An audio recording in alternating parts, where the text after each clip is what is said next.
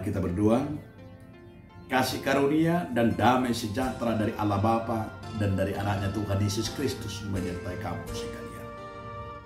Amin. Saudaraku, sebelum kita beraktivitas hari ini, saya mau mengajak saudaraku untuk mendengar dan merenungkan firman Tuhan yang tertulis dalam kitab Ulangan 9 ayat yang ke-6. Jadi ketahuilah bahwa bukan karena jasa-jasamu Tuhan Allahmu memberikan kepadamu negeri yang baik itu untuk diduduki. Sesungguhnya engkau bangsa yang tegar tengkuk. Iko boto ommu tahe dada alani hati koramu sendiri. Ubai di leo Jehovah dewatam tuho tano na dengan bain pertaliamu. Ai bangso na takang doho marroa. Demikian firman Tuhan. Saudaraku, ini firman sangat menarik. Dan saya membuat judulnya juga sangat menarik. Judulnya saya buat bukan karena jasamu.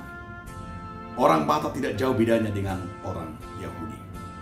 Dalam firman ini juga dikatakan karakter orang Batak dengan karakter orang Yahudi sama persisnya.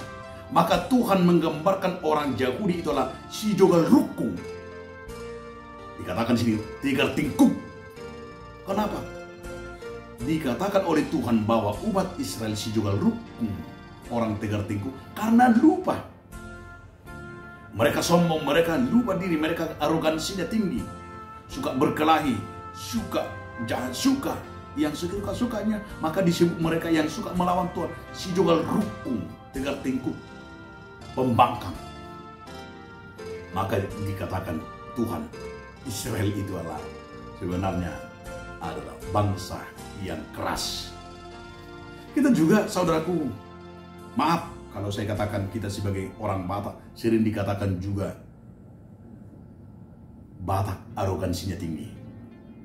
Suaranya yang sudah keras, karakternya juga yang sudah keras, rohana masih keras. Bahkan, maaf kata, orang Batak itu dulunya dijauhi orang-orang banyak. Tapi puji Tuhan, sekalipun hari ini kita adalah orang Batak sudah disenangi banyak orang. Puji Tuhan, kita kita rubah walaupun di dulunya awalnya itu kita dianggap adalah akan atakang. Jo enju, jugulo jugal. Isi majugalna, isi jugulna, isi takanga. Badisi sudah ini paropani mengerikan dosa sama sifat itu. Itulah juga sifat-sifat yang kita lihat dari umat Israel. Maka dikatakan oleh Tuhan kepada umat Israel lewat hambanya Musa. Apa dikatakan di sana? Ketahuilah bukan karena jasamu engkau duduk di tanah Kanaan ini, karena mereka sombong lupa diri.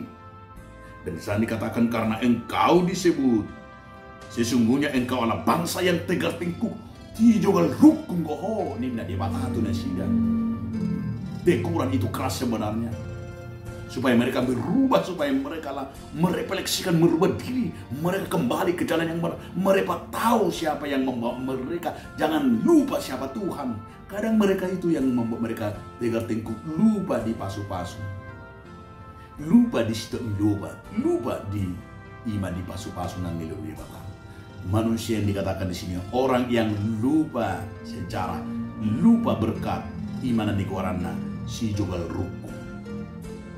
Anak na saya maka lupa kon dengan bahasa ni batang.